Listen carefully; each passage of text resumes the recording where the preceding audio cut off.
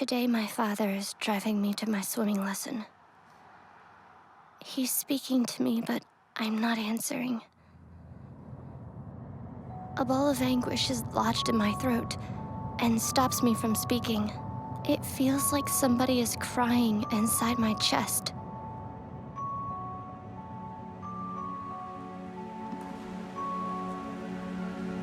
From up here, I can hear them laughing at me. A storm awakens itself in me.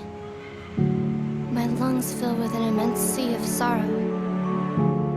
I fall, I dive, and I depart.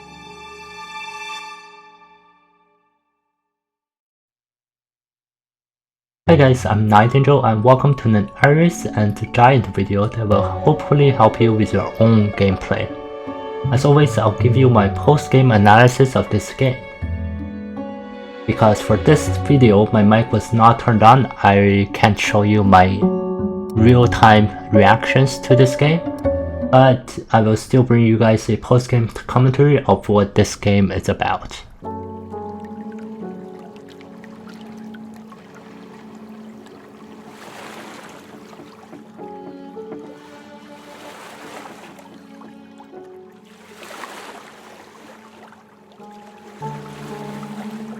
Ferryman of the Styx. A river that separates the real from the imaginary. It's funny. I no longer feel fear, but I know I am here to face my demons. Alright, so this game was developed by Louis Rigaud and published by Goblin Studio and Maple Whispering. It is a deck building roguelike game, so another deck building game to add to my channel. The story and the whole game premise is for Iris to step out of her shell and face her depression, or in other words, her demons. So on screen right now, it's the tutorial to this game. You can pause the video to read what the tutorial has to offer, but I think you can read without pause. And you click the stairs to go up. So there are a bunch of floors that you have to go through.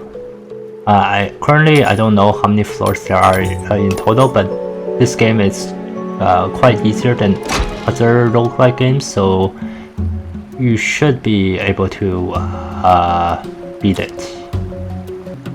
And so I'm just choosing cards right now, and according to the tutorial, choosing cards.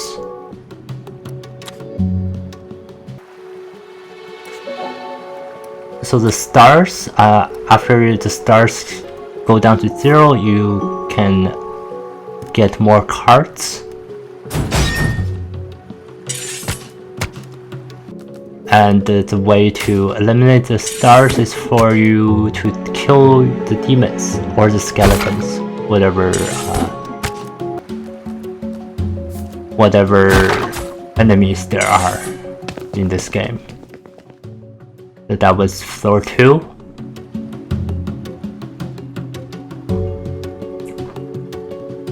Now floor 3. There are these they're called minotaurs.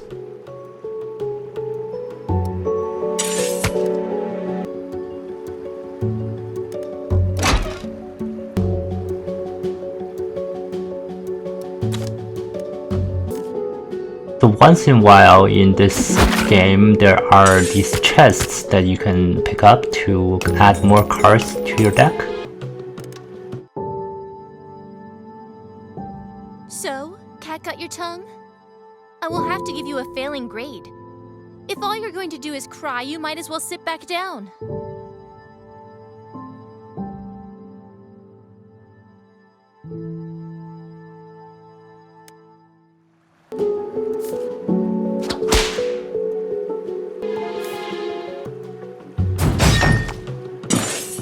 So that giant thing is a kind of a elite monster.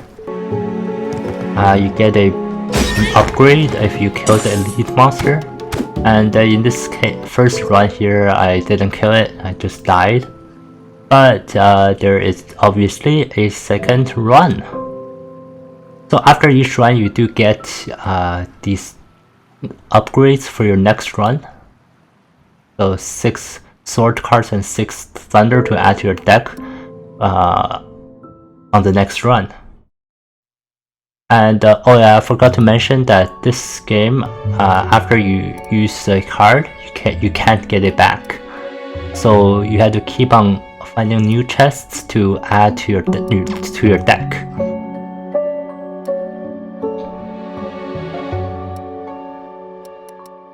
And so there is this memory. Memories are basically upgrades to allow you to beat the game much easier. So right now I've chosen this hourglass thing memory for my next run. This hourglass it allows me to have an extra turn if I kill the monster that has the hourglass on its head. And these are the imaginary friends that I haven't unlocked yet. But I will unlock them soon. As for the cutscene there, you can skip the cutscene if you watched it once. So that is good. And oh yeah, right there, I didn't kill off the monsters and I just headed upstairs. You can do that because the game allows you to. And I'm just skipping ahead for this second run because it's just the first few floors are just really easy to beat. Right here there is a minotaur thing, and then it drops a star, and you can upgrade your cards. It's either there's a star, there's a dagger, a whip, and monsters will survive or stunned.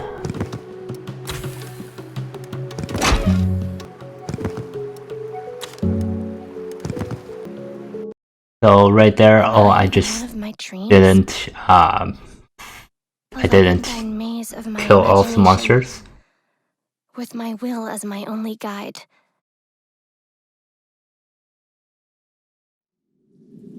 So whenever you go into a new area, you have this dialogue of what she is thinking to herself. And she is obviously thinking a lot through this battle with her demons, her self-demons.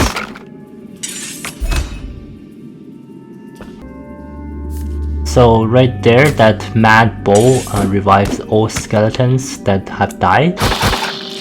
And right here, I dived from this trap thing. This trap thing hits you for 8 damage. That's a lot of damage. So, and I found a imaginary friend in this run.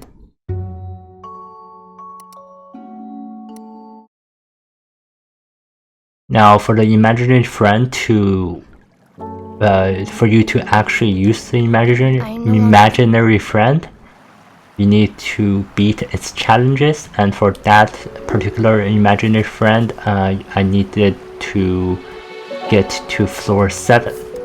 And in this third and final run of this episode, I do actually get to above floor 7. So you will see that if you keep on watching.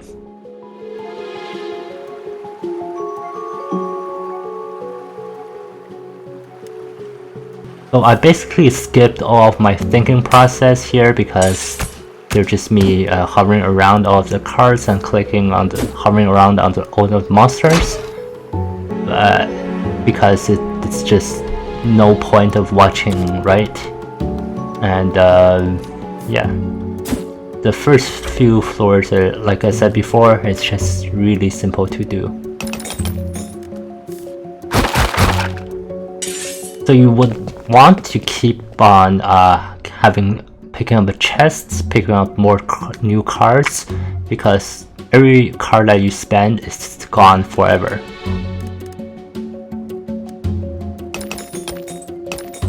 And also, if you see beside your wheel, there's the number of cards, right? That number of cards includes the number of cards in your hand. So I thought those are the cards that are in the deck, but they're not. They include all the cards that are in your hand.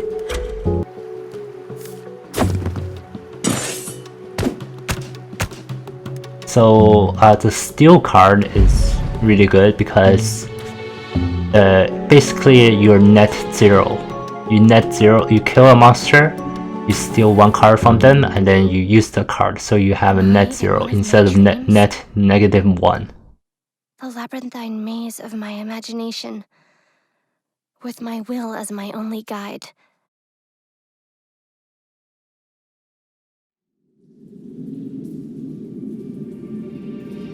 Alright, so here is the icy caves again. So I see this mad bull here, so I use all of my swords in my hand to kill off the enemies before the mad bull, to kill him immediately. And then I see the hourglass, so I get an extra turn there. So something to note about the traps: if you let the traps go near you go right beside you, then they would spring off immediately. However, the only way to counter that is to use a bow, or use something like the flame to hit them, to hit it when it's really far away.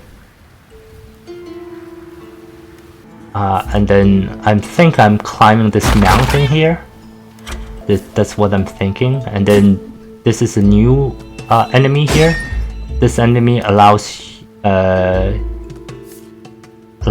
the enemies to hit you twice. So all enemies that can actually hit you will hit you twice.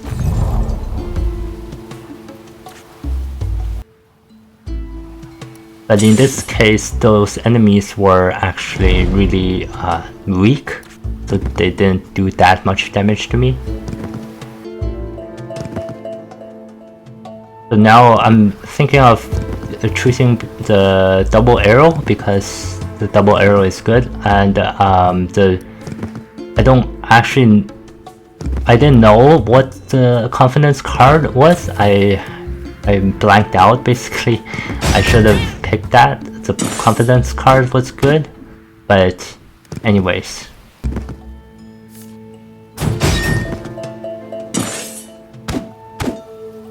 Right here, I think I was gonna go for the chest, right?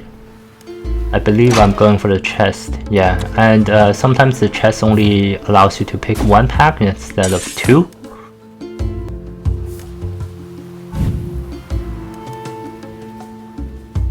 And over here I heal, so since you can heal and then you can act again, I healed and then I went down to the next floor instead of so I didn't take any damage from the enemies. And when you get a certain amount of gems, you get to choose another pack of cards.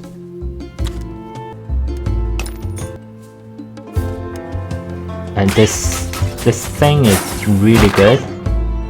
This skill here is really good, but it does one pack does only have 2 cards.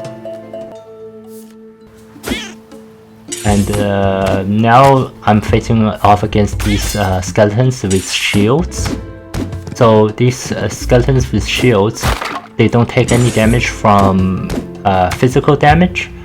They don't take so they can only be killed off using thunder, fire, bomb. So bombs, I think only the enemies can have bomb, or the dagger that you just saw there in. Don't talk to her. She's an idiot. She can't even defend herself, see? Stupid, stupid, stupid, stupid.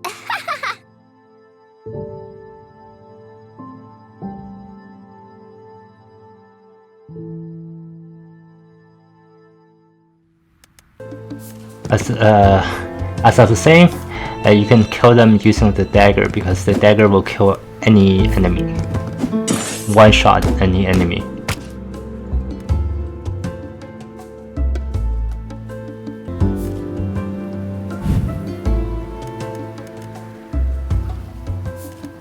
So right there I have a flame.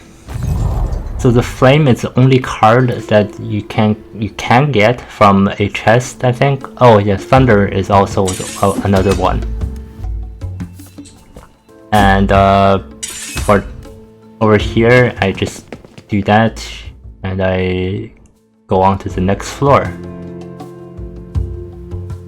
As for the oh yeah, this imaginary friend reach level 7.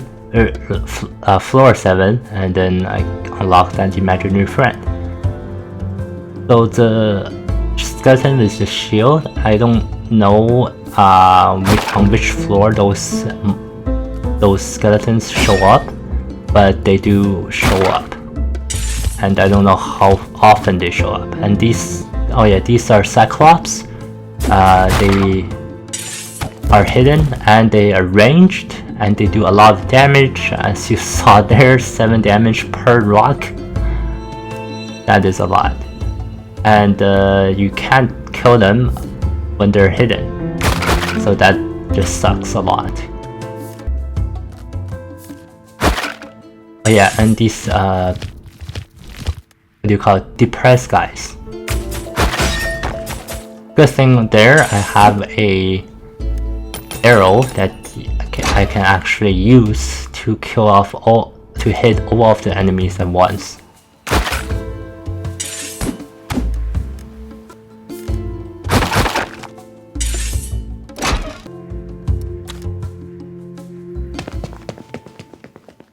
So one thing I learned from playing this game until floor 9, I think I got to floor 9, is that you need a lot of cards in order to actually continue on into the game. I lost this run not because I lost all of my health, but because I lost all of my cards. So you do lose the game when you have 0 cards left.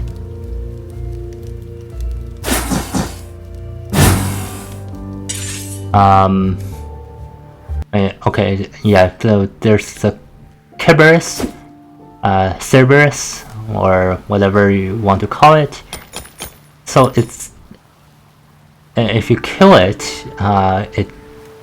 it can revive it on the next turn. And for the first time that you kill it, it takes 2 attacks to kill it, because just because it's the first time.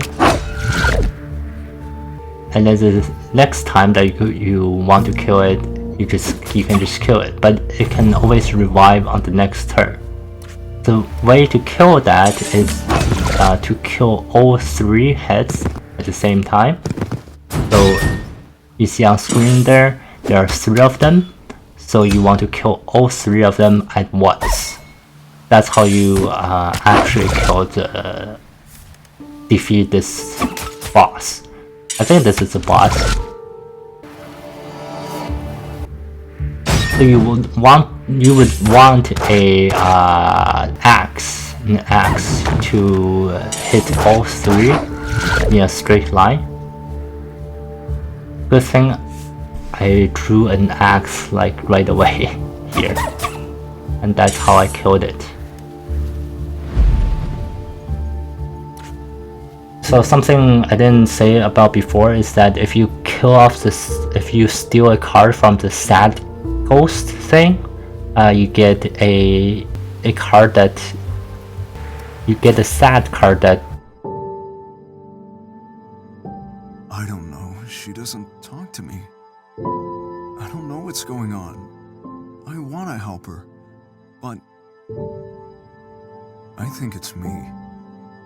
I'm the one who's lost. So the tear thing is a sad card that doesn't allow you to have anything good. It's something bad that it basically. Or is that the sound of tears falling? An old sorrow that weighs heavy upon my heart.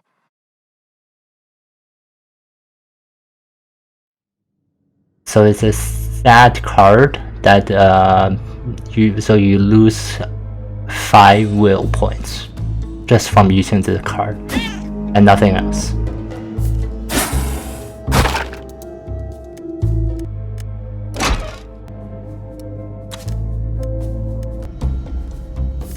So I do lose here in this stage right now, and if if you want to just keep watching, and yeah, I just don't know. I mean that I basically was prioritizing my health a bit too much. I should have picked up more damage cards, either physical or magical. I should pick more. Oh yeah, look at that. that surprised me a bit. Why is there a mimic chest in this game? I'm not sure, because these are kind of random. These are randomly generated, so you can't really tell if it's a mimic chest or not. And I don't know why this mimic chest would be in this game, because you just take damage. The game just says, F you, you're taking this damage. There's no way to protect yourself from it, because you do take the damage immediately upon opening this chest. However, I do think that you can only get a mimic chest from this. I think this is the 4th area. I can be wrong. Either the 3rd or 4th area. So right now I have 2 cards in my hand, and I'm just thinking, I was just done here. There's no way to win this floor.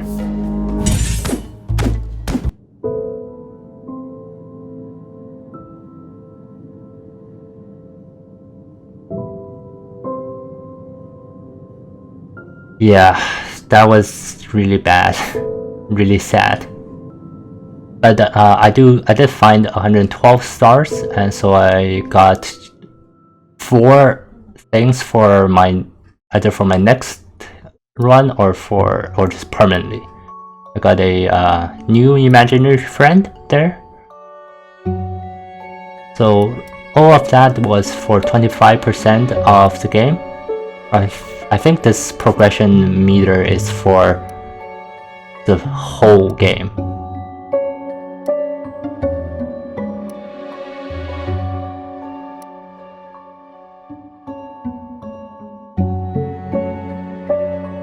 So for the new imaginary friend, I do have to not use any memories in order to unlock the new imaginary friend. So on the next run, I will not use any memories, and I will try to unlock this new imaginary friend. Anyways, yeah, so that's it for this video, and that's it for all 3 runs of this game. If you enjoyed this game, or if you enjoyed this video, please do consider subscribing to my channel, and I do hope to see you guys in the next one. Bye for now.